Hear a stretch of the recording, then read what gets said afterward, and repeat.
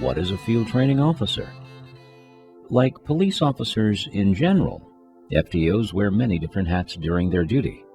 They operate as a teacher and a trainer.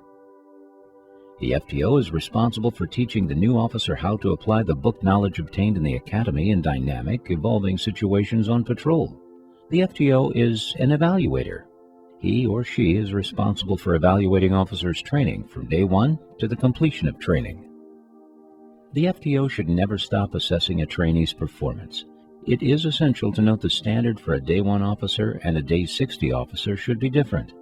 The trainee should be making positive progress every single shift. FTOs serve as role models.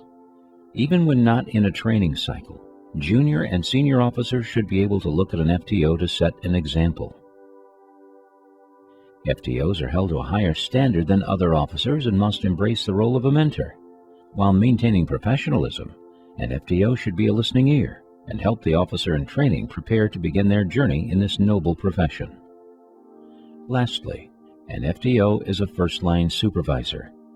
The FTO is responsible for supervising their trainees during the training cycle and are the first person in the chain of command.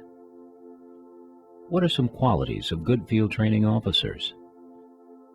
First and foremost, an FTO should have integrity. Integrity is an essential quality for law enforcement officers. The integrity required to be an FTO sometimes requires tough conversations. FTOs are responsible for honestly providing feedback to a trainee and the department. There is no room to spare feelings when providing this feedback.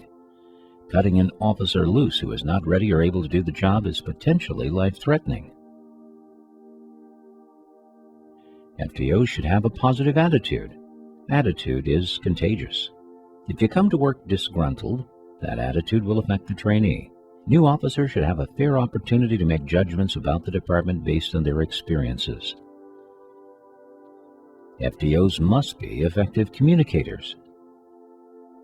The communication process involves the sender creating a message, sending it to the receiver who hears and processes the message. Sometimes there are barriers to effective communication. FTOs have to be skilled enough in communication that they can convey the same message in multiple ways to ensure understanding. Training requires an FTO to walk a new officer through a task at a slow pace sometimes. Training requires a heavy dose of patience.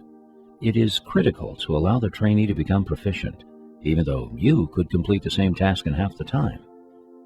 While FTOs are often compensated for their services, the money is not worth the extra responsibility associated with training. Therefore, FTOs must be passionate about law enforcement and training. If you were to stop and make a list of the qualities of a good FTO, your experience may provide additional items to consider. Our list is not all-encompassing. You may have items on your list which are not listed here.